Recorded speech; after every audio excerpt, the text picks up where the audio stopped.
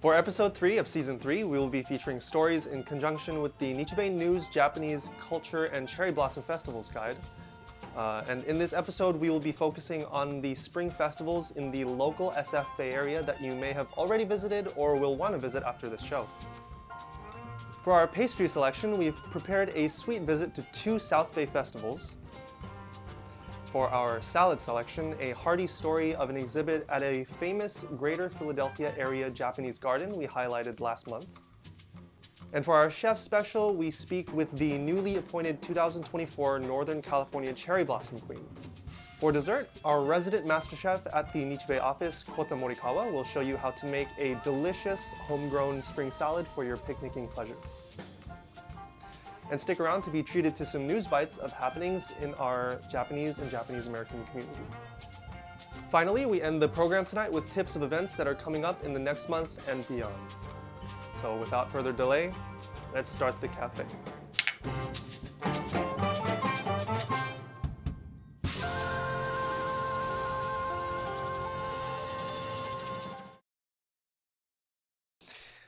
Hey everyone, and welcome back to episode 3 of season 3 of the Nichi Bei Cafe. As you can see, I am running this rig again solo this month as our co-host Jay just finished participating as a candidate for the Northern California Cherry Blossom Queen program. I just want to take a quick moment to acknowledge and to congratulate her for becoming an official Cherry Blossom Princess.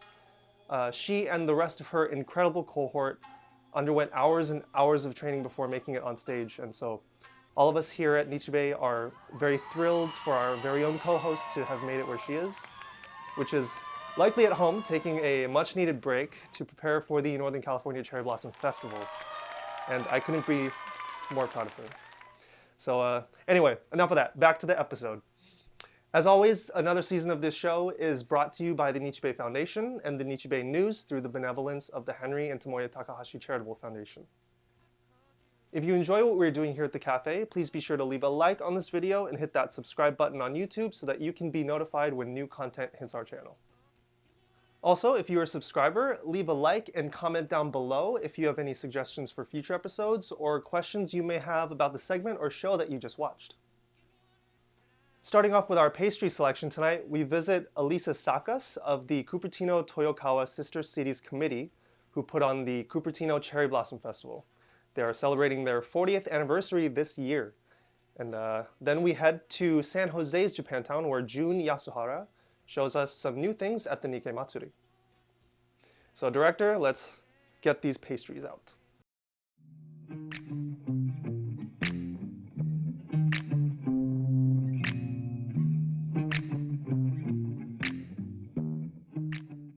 Hi, I'm June, and I'm here in San Jose, Japantown. Come on with me and I'll give you a tour of where Nikkei Matsuri will be in a couple weeks. This year we have a record high of community and vendor booths, so we had to extend all the way out to down the middle of 5th Street.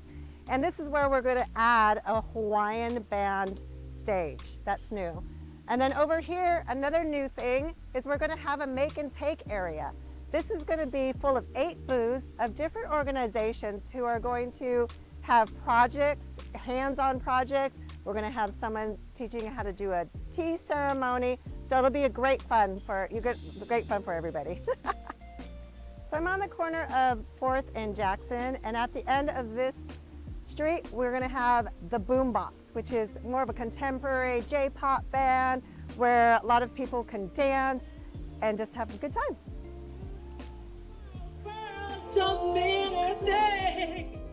So here in the middle of 5th Street, we're going to have our main stage, and I'll have the traditional Wesley Jazz Band, Chidori Band, and we're going to close out with Taiko, San Jose Taiko.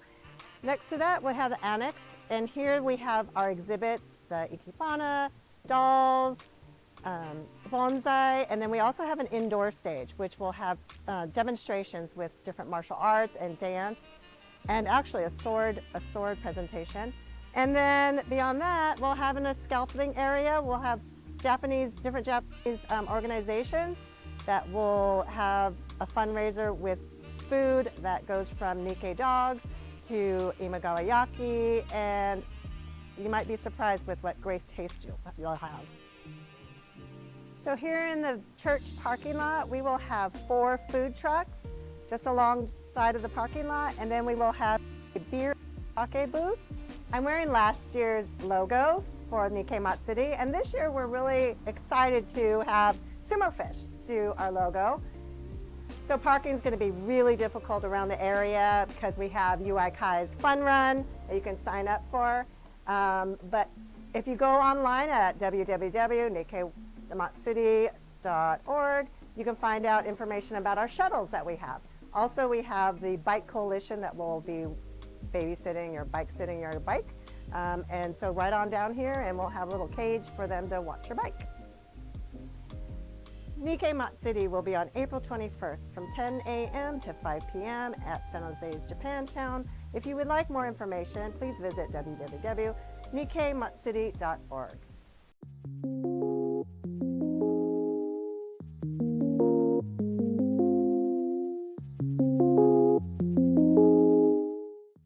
So we're really excited to be celebrating our 40th anniversary, so we wanted to do a couple of things special.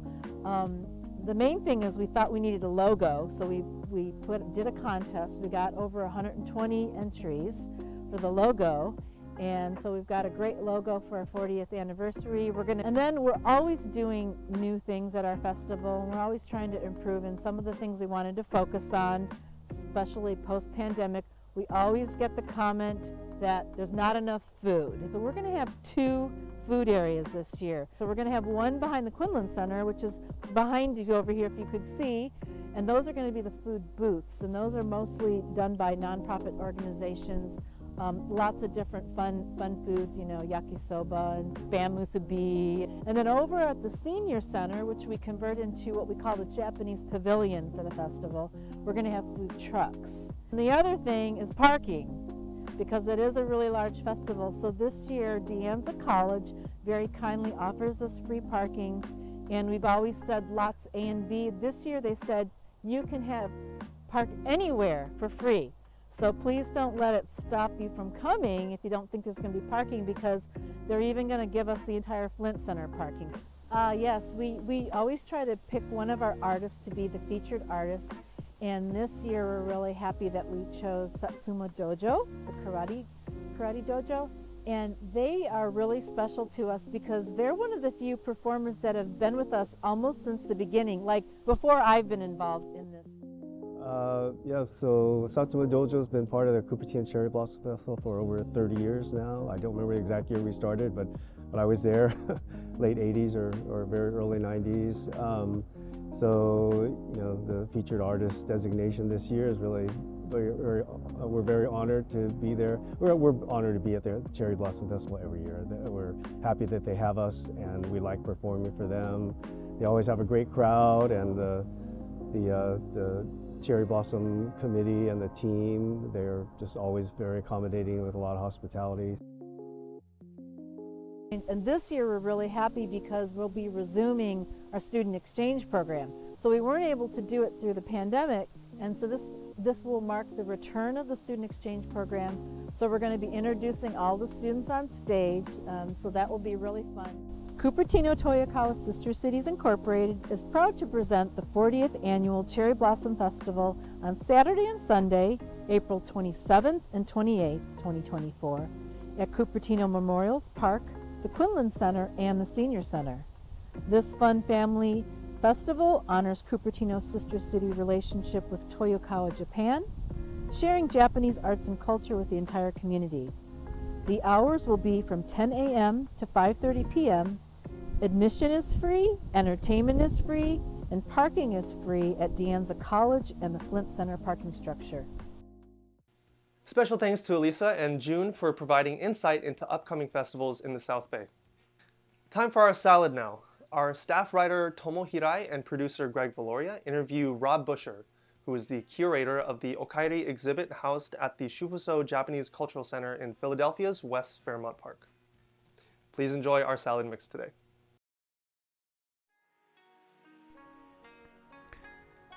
The Okaeri exhibit at the Shufuso Japanese House and Garden in Philadelphia is a multimedia exhibit telling the story of the Nisei who made contributions to Shufuso.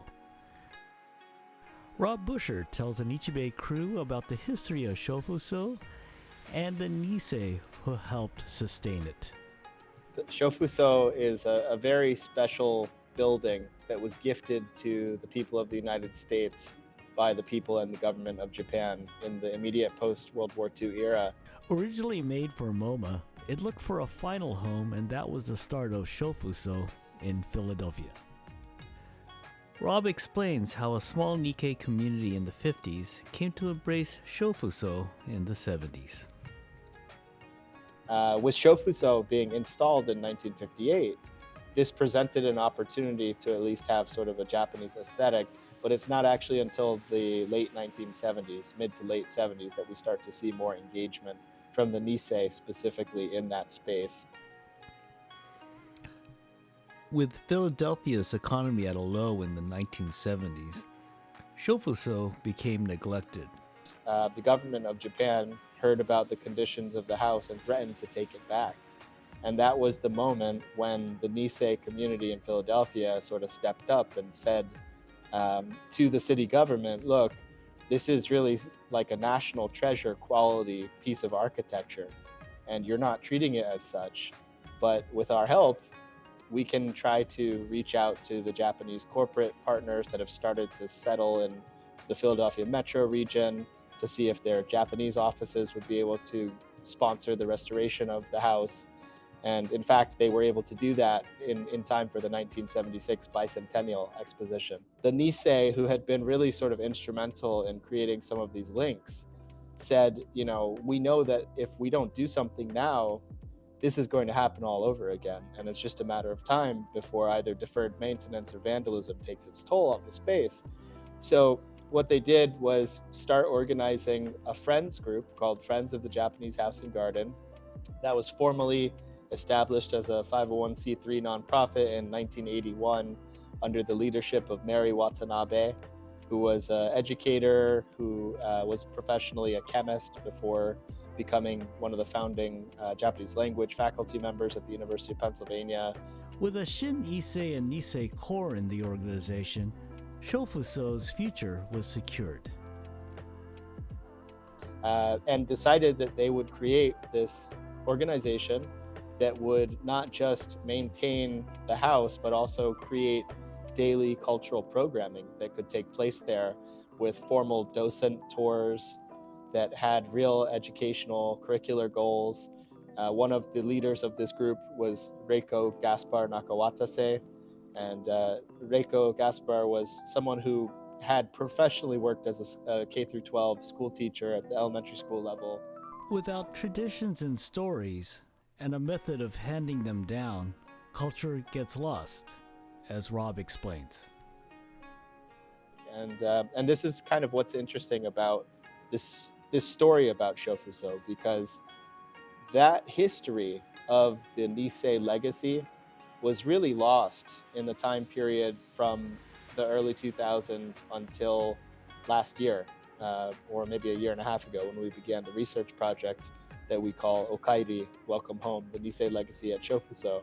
The Okaeri exhibit, which documents the Nisei legacy of the site, was well received and provides a bedrock for new and future generations of Japanese Americans. Yeah, so we actually opened the Okaeri exhibit in August of 2023, and we timed it with the start of our Obon, so that we could welcome back the spirits of our ancestors and welcome back the stories of the Nisei elders who were so instrumental in stewarding the Shofuso Japanese House and Garden. Shofuso and the Okaeri exhibit is now open through October 27th, 2024, Wednesday through Sunday, 11 a.m. to 5 p.m., November 2nd through December 8th, Saturday and Sunday, 10 a.m. to 4 p.m. Please visit the site for more information. This is Greg Gloria for Tomohirai for the Nichi Bei Cafe. Thanks to Rob for allowing us to interview him on his knowledge and story. Alright guys, it's time for the Chef Special. We talk with the new 2024 Northern California Cherry Blossom Queen, Claire Ann Inouye of Davis, on being voted this year's Cherry Blossom Queen. Please enjoy our Chef Special.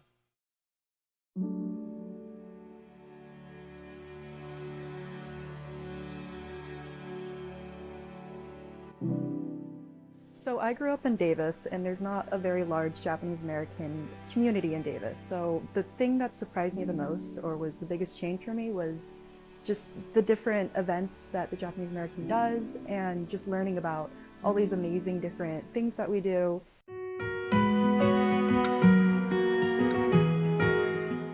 The first off, how I even heard about the program is my cousin Lisa participated in it in, I believe, 1983. And my Uncle Mitch and Auntie Ann did a lot with the program after she participated that year. So it's always kind of been in the back of my head, just with family participating and all that stuff. But I didn't actually take it super seriously until recently, until I turned 19. And my eldest brother Taylor was very much encouraging me to apply for it and try to do it. Very much as something to help us reconnect with our Japanese American heritage, because that's something that my family didn't really have a lot of. So my oldest brother kind of encouraged me to try that out, just to try to get me into our heritage a little bit more and just learn more about the Japanese American culture.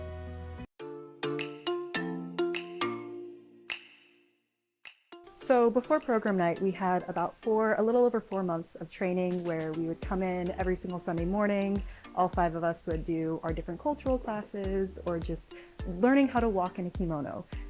And that was it was very nice to have all the other girls doing it with me. It was very supportive. They've all been really lovely. But it's been a lot of work. And going up to program night, I think all of us got a little bit more and more stressed, just seeing like all our family and friends that are going to be coming out, and just the community just being out there too. It was definitely a stressful time behind scenes, but everybody's just been so supportive, and all the other girls and ladies, we really had each other's back. So as scary as it was for us personally, it was really nice to be there with others who are going through the same experience, and just kind of like, we're all stressed, but we're stressed together, so it makes it a lot better.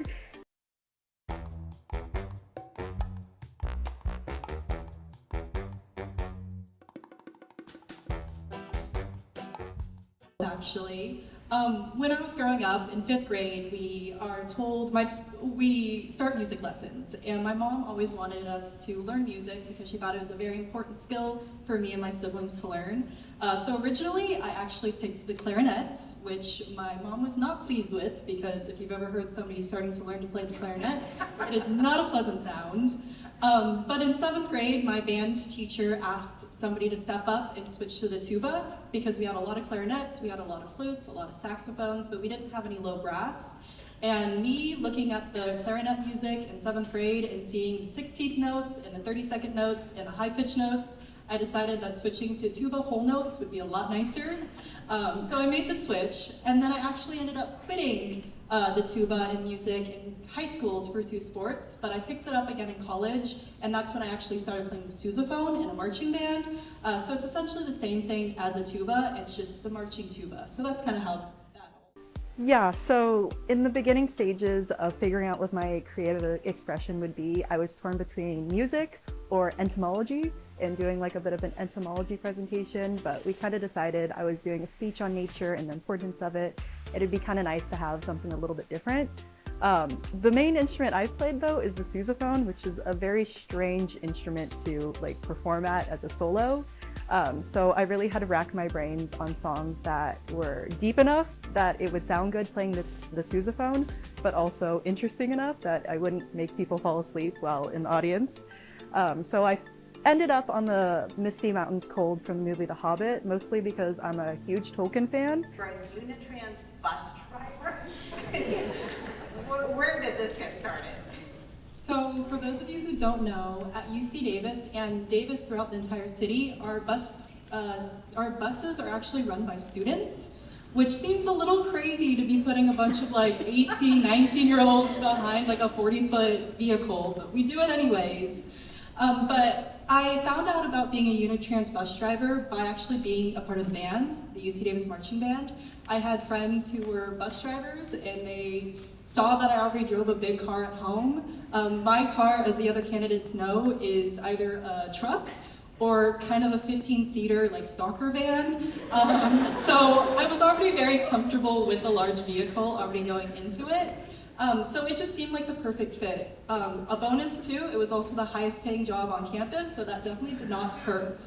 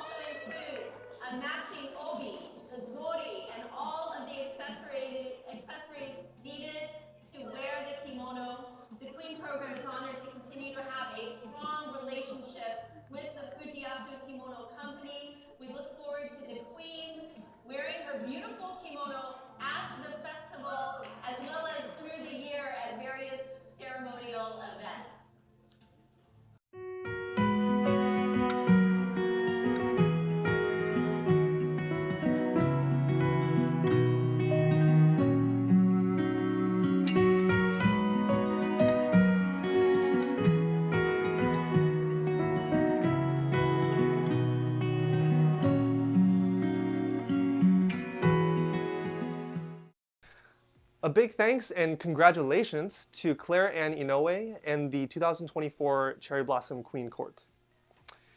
In this next segment, our office master chef Kota Morikawa serves up a meal without our electric skillet, I know, you take a second, that utilizes spring vegetables from his garden. Please enjoy. But not as much as we did. That was really good.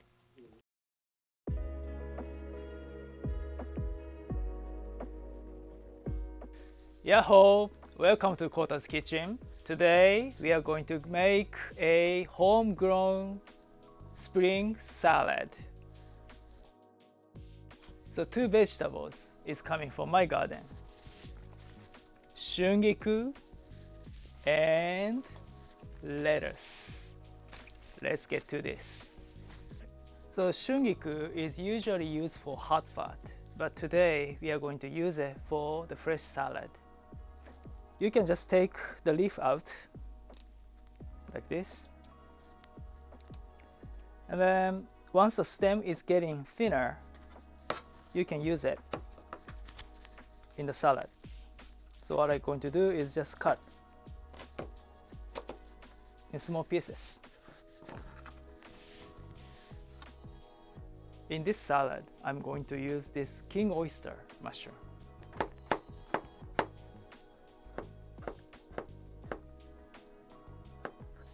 Next, lettuce.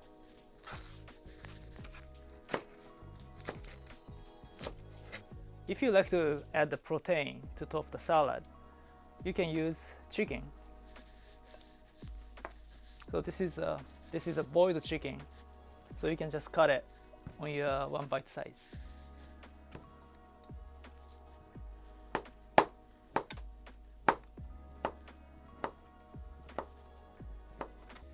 Alright, it is time to all mix together. We have today office manager to help me mixing. So Ryan. Yes. Yeah, let's get to this. Right. Can you pass me the lettuce? Sure. Here you go. Alright. So this is chopped lettuce from last night. Next, shungiku, please. Right, we are going to add thin sliced onion and red pepper. Thank you. So for this thin sliced onion, please make sure that you soaked sliced onion in the water for at least 10 minutes before adding in. And then for the bell pepper, this is just for the color of it. Green, white, and then red. That makes it everything gorgeous.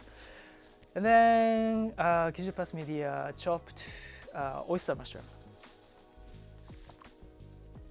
Oh, you eat. Yeah, of course you can eat this. I have to taste test it. It's for you. Sure. Just to make sure it's good. Okay, half is good.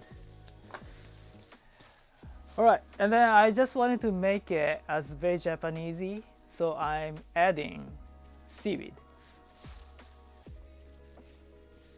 Right, this is also prepared seaweed. Right, adding like half over here. Right, thank you. And then just mix it with a hand. Okay, for those who think that seaweed comes with like bit dried, so you have to soak in the water to soften it. It takes about 3 minutes, and then after 3 minutes, you take it out, squeeze the water out, and then you just chopped to your eating size. Yeah, that's what it is.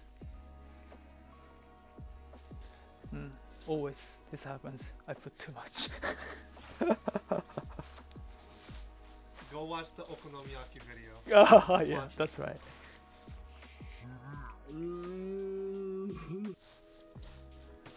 So you might wonder why we chose to make salad for these segments without using the electric skillet.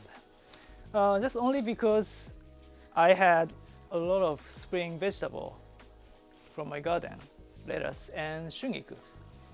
I just wanted my colleagues to be eating healthy. I hope you get my wish.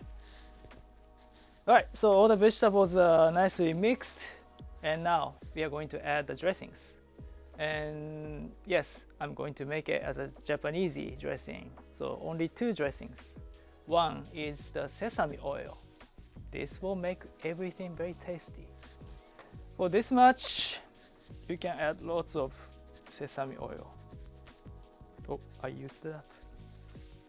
And of course, soy sauce. Please be careful, not too much. You can always adjust while you are eating it. And then mix together. Because soy sauce has salt in it, so after mixing it, this salad, the volume of the salad will shrink. Alright, right now all the king oyster became brownish. That means mixing all well. Right, can I have a dish, please? Oh yeah, sure. I have multiple dishes for you. Oh, alright. Well, one is good. Alright. So main course is the salad today. So then protein. You can use either chicken, or to make it easier, you can use the tuna flake that you can find in an Asian supermarket. This is very, very convenient and very tasty.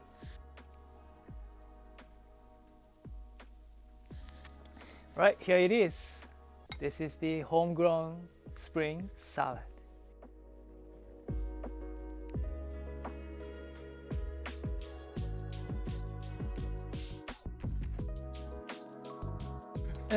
Today our electric skillet has a day off.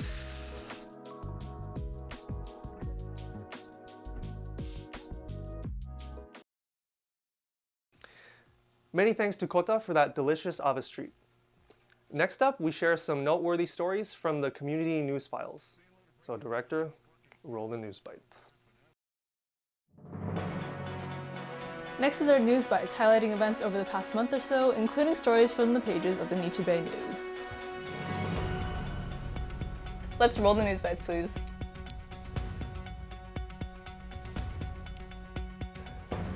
So let's roll the news bites.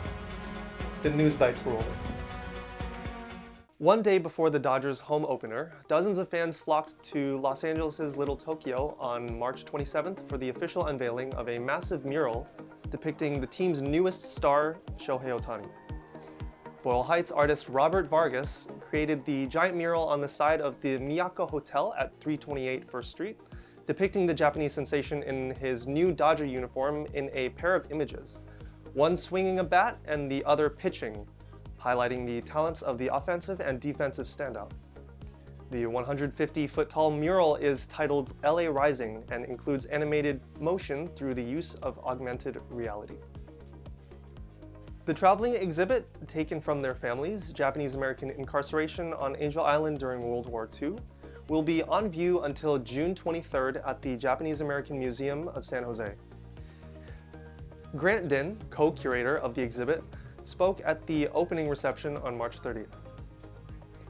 According to the exhibit, about 600 Japanese immigrants who lived in the territory of Hawaii and 100 from the West Coast spent time on Angel Island during World War II. Another 100 from Hawaii and 55 from the West Coast were taken to Sharp Park, which is in Pacifica, California. The Angel Island Immigration Station Foundation and California State Parks organized the exhibit with support from other organizations, including the National Park Service Japanese American Confinement Sites and the Japanese Cultural Center of Hawaii. Some 500 guests gathered as UIKAI Japanese American Community Senior Service celebrated its 50th anniversary with a golden gala at the Signia by Hilton Hotel in San Jose on March 16th. The gala also recognized community members and organizations for their support of UIKAI and the larger San Jose Japantown community. Wesley Mukoyama, a former board member and executive director of the organization, received the Akira Kamiya Spirit of UIKAI Award, named after an early organization leader who was instrumental in building the nonprofit's headquarters building. The nonprofit also presented the Kei Shimizu Memorial Award to the San Jose Lions Foundation, the San Jose Buddhist Church Betsuin, and the Wesley United Methodist Church for their philanthropy, humanitarianism, and genuine dedication to the community, especially in support of UIKAI. In addition, UIKAI also recognized Roy and PJ Hirabayashi with the Ray and Lucy Matsumoto Community Award for their work in Japanese American culture and heritage. Along with San Jose Taiko, the Kawailehua Hula Ohana performed a Tahitian dance, while John Yamasato and Herb Ota Jr. performed an ukulele duet at the end of the evening. In celebration of the upcoming renovation of the San Francisco Japantown Peace Plaza, 2 weekends of musical events were held under the iconic Peace Pagoda on March 31st and the first weekend of April. 3 generations of music were presented over the 3-day event, representing transition, transformation, and continuity, incorporating jazz, taiko, and hip-hop. The Peace Plaza will undergo an 18-month renovation after the Cherry Blossom Festival, making it inaccessible to the public during that time. Plans to renovate the Japantown gathering space have been in the works for several years after its last renovation 20 years ago. Lastly, the Northern California Cherry Blossom Festival got underway April 13th, celebrating Japanese culture in San Francisco's Japantown. The 4-day, 2-weekend event features cultural and contemporary performances, a variety of food booths offered by nonprofit organizations, cultural arts displays, and artisan vendors as well. The festival culminates this weekend with the Grand Parade on Sunday, April 21st from City Hall through Post Street. For more up-to-date news like this, please be sure to subscribe to the Nichi Bei News, carrying on a legacy of 125 years of community leadership through media at www.nichibei.org/subscribe.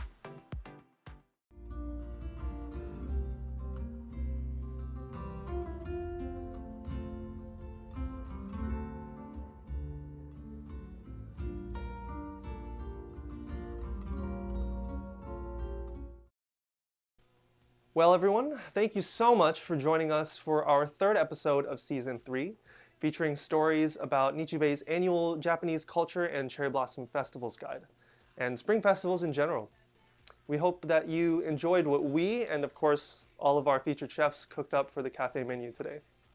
For more details on spring festivals across the country, cultural arts practitioners, classes, programs, and so much more, please feel free to pick up a copy of the Nichi Bei News Japanese Culture and Cherry Blossom Festivals Guide at a Japanese grocery, community center, or church near you.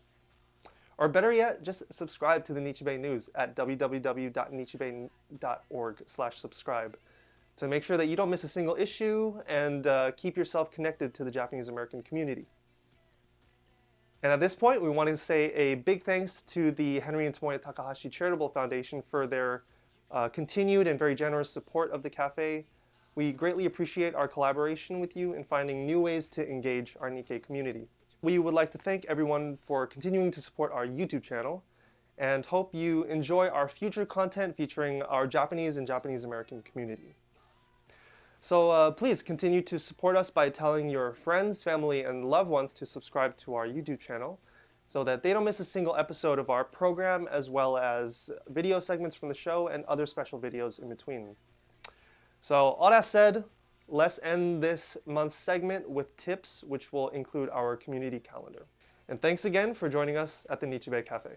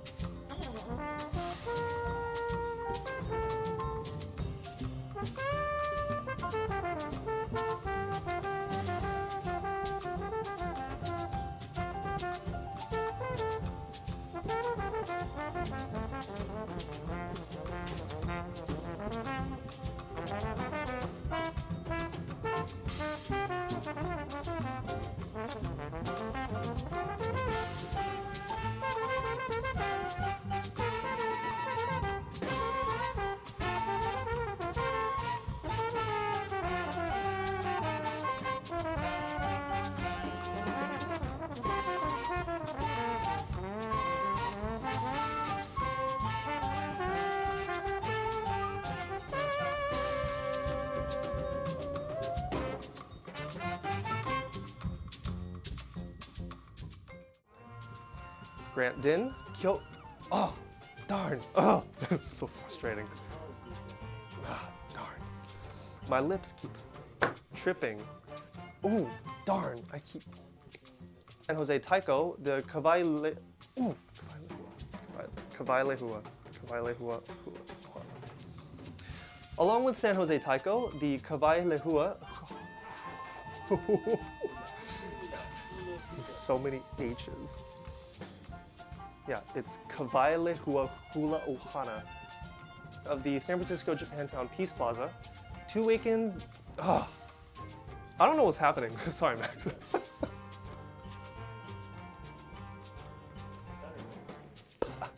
We don't want to thank anyone. That's why I kept messing up. Damn, I really wanted that moment. It's okay. Maybe I have it here.